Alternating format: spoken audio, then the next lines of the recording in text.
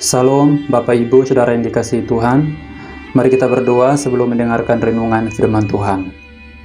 Syukur dan terima kasih kepadamu ya Tuhan, atas waktu yang indah di mana jiwa kami akan kembali disegarkan, dikuatkan oleh firman-Mu yang hidup.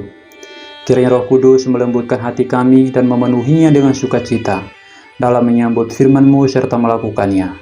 Amin. Firman Tuhan kita akan membaca dari Roma pasal 12 ayat 18. Sedapat-dapatnya kalau hal itu bergantung padamu, hiduplah dalam perdamaian dengan semua orang. Firman Tuhan ini akan kita renungkan dengan tema, hiduplah dalam perdamaian.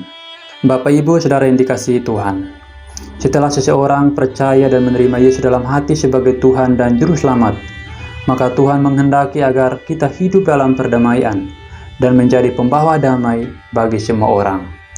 Kita diciptakan bukan untuk menjadi pembawa masalah, tetapi kita diciptakan untuk menjadi pembawa damai bagi semua orang. Matius pasal 5 ayat 9 dikatakan, berbahagialah orang yang membawa damai, karena mereka akan disebut anak-anak Allah. Hari ini kita akan belajar dari salah satu kisah di dalam Alkitab, yaitu Filemon dan Onesimus.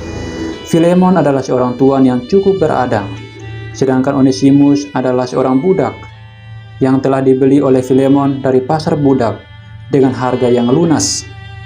Masalahnya adalah Onesimus telah merugikan Filemon. Karena itu ia melarikan diri dan meninggalkan rumah tuannya. Rasul Paulus sebagai orang tua rohani memberikan nasihat kepada Filemon untuk memperbaiki hubungan yang rusak dengan Onesimus sehingga mereka hidup dalam perdamaian. Beberapa hal penting yang menjadi nasihat Paulus dalam Filemon pasal 1 ayat 1-22.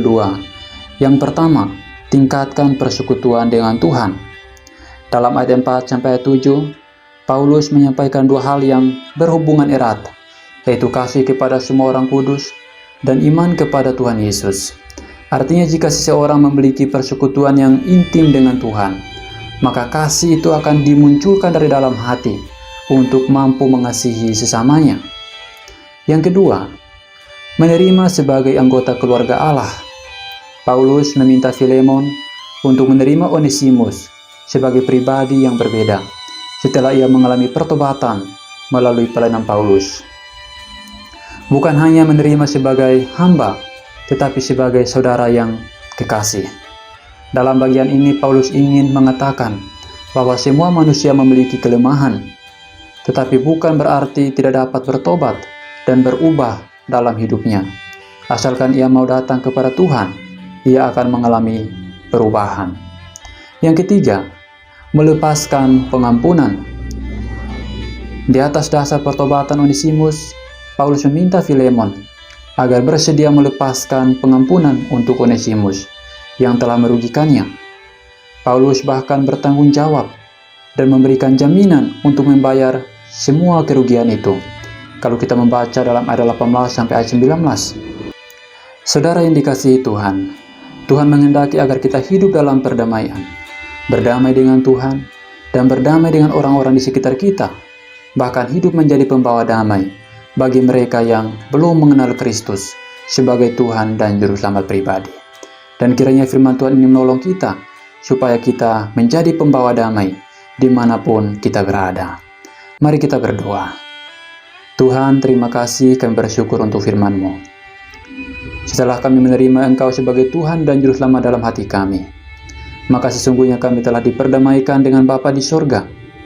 Dan biarlah damai Allah yang terus bekerja dalam hati kami, agar kami mengasihi sesama kami hidup dalam perdamaian dengan semua orang, dan kami boleh menjadi pembawa damai, sehingga nama Tuhan terus dikumandangkan melalui kehidupan kami, dan banyak orang yang percaya kepada Kristus.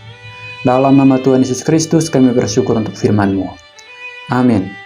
Demikian firman Tuhan pada hari ini. Sampai jumpa dalam renungan selanjutnya. Tuhan Yesus memberkati.